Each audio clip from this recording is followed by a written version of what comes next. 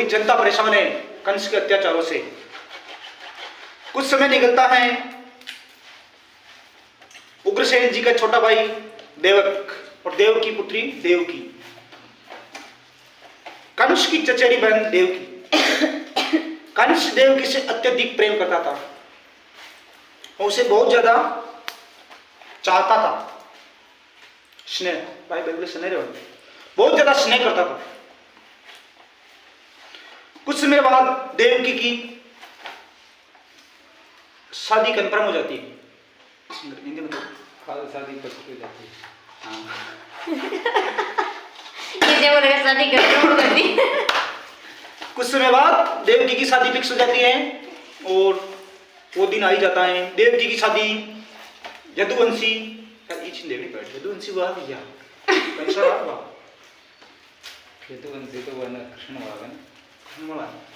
वासुदेवी यदुवंशी सरदार वासुदेव जी के साथ देवकी की शादी फिक्स हो जाती है।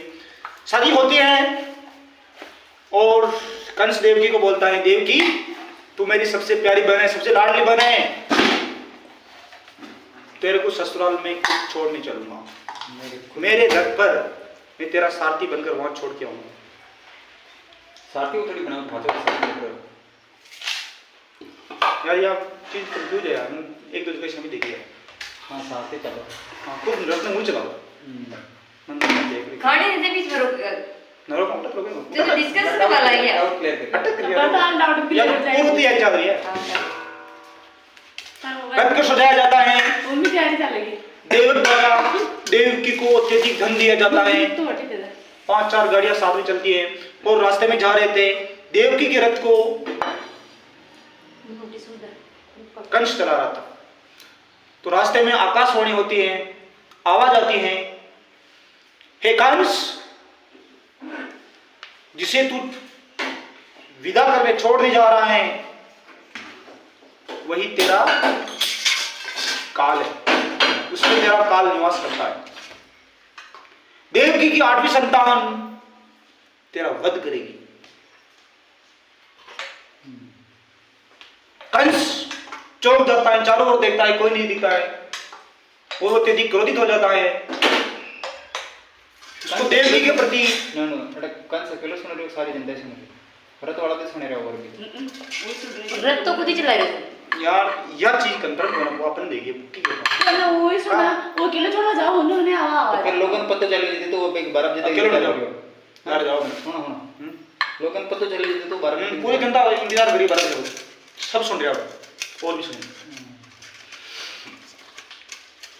कंस का देवकी के प्रति प्रेम का बढ़ और घृणा बढ़ जाती है और कंस सोचता है क्यों ना मैं इस वासुदेव को यही खत्म कर दूं तो देवकी का 8वां पुत्र नहीं होगा और मेरी समस्याओं का हल मिल जाएगा, हो जाएगा। देवकी कंस के हाथ जोड़ती है, हे भाई मुझे विधवा मत कर, मेरा स्वाद मत छीन, मैं मेरी 8 संतान जैसे ही जन्म लेगी आपको सौंप दूंगी। कंस इस शर्त से सहमत हो जाता है और दूसरी शर्त के साथ लेके चलता है कि तुझे काल कोठरी में रहना होगा, तेरा पूरा जीवन काल कोठरी में गुजरेगा। और कंस वहीं से रथ वापिस घुमा देता है। पूर्ण हो गया हमारी कहानी, मैं सुन रहा था पूरी ध्यान हो। हाँ हाँ ठीक,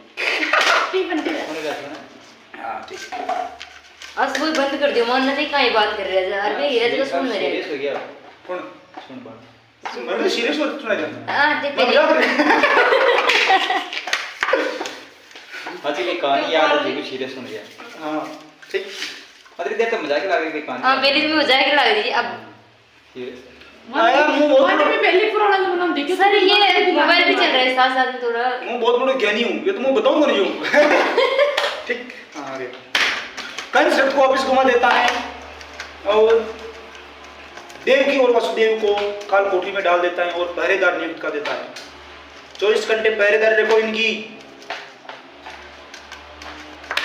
समय गुजरता है, गले में बेड़िया हाथ में हथकड़ियाँ। हाँ गले में बेड़ियां हाथों में हथकड़ियां और एक काल कोठरी में उनकी पूरी दुनिया समाहित हो जाती है। गले बेड़ी। ना दिन का पता ना रात का पता। वासुदेव और देवकी बहुत परेशान रहने लगे। अंदर ही अंदर घुटन। अंदर ही अंदर घुटन महसूस करने लगे, कमजोर पड़ने लग गए। धीरे धीरे देवकी की पहली संतान का जन्म लेने का समय नजदीक आता है और एक दिन संतान जन्म लेती है। पहरेदार महाराज को आवाज देते हैं, महाराज देवकी की पहली संतान ने जन्म लिया है। कंस आता है और उस संतान को छीन कर पत्थर पर पटक कर मार देता है उसी के सामने। देवकी बेहोश हो गई शायद, वो नोट क्या पकड़ दे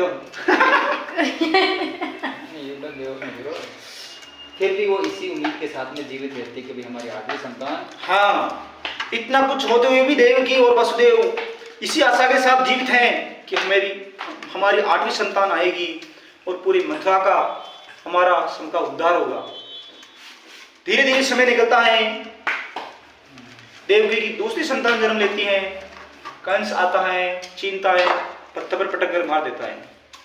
तीसरी संतान जन्म लेती है, आता है, छीनता है, मारता है। ऐसे करते करते देवकी की सातों संतान कंस के हाथों से मार दी गई, देवकी की आंखों के सामने। कम से कम 10-12 साल का इंतजार पूरी हो जाता है, 15 साल तो हाँ, वही हो गया। नॉर्मल 1.5 या 7 साल में तो 7-8 साल, 9 साल तो नॉर्मली।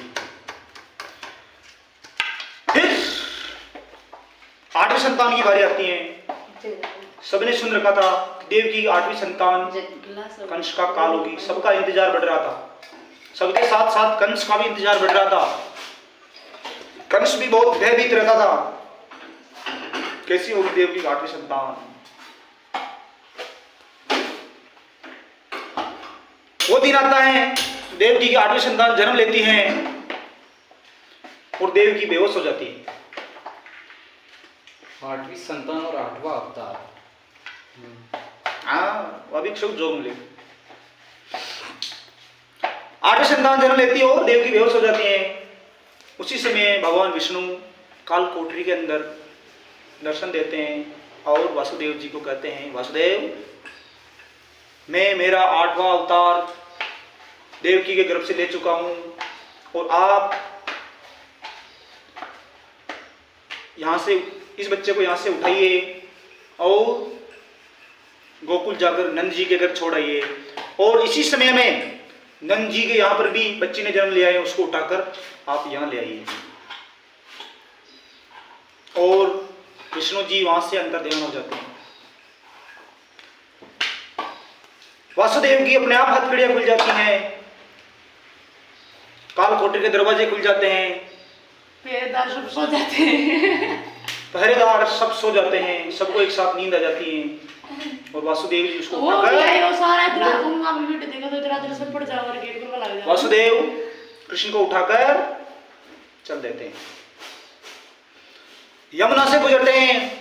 जैसे ही वासुदेव यमुना में प्रवेश करते हैं, यमुना का जल स्तर बढ़ने लगता है और पानी गले तक आ जाता है। फिर भी पानी बढ़ता ही जा रहा था। ये वासुदेव को समझ में नहीं आ रहा ये क्या हो रहा है। वासुदेव समझ नहीं पा रहे क्या हो रहा है। इस दृश्य को कृष्ण जी समझ जाते हैं और कृष्ण जी पालने से पैर नीचे लटका देते हैं। और जैसे ही यमुना नदी